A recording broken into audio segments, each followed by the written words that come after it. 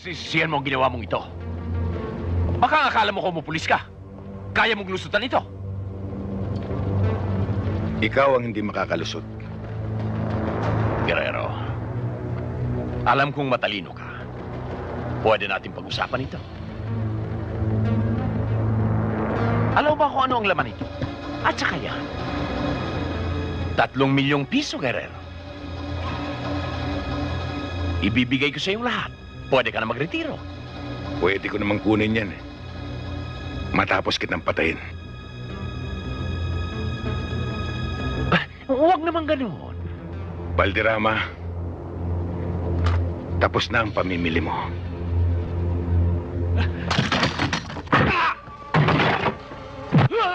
Para kay Sibal.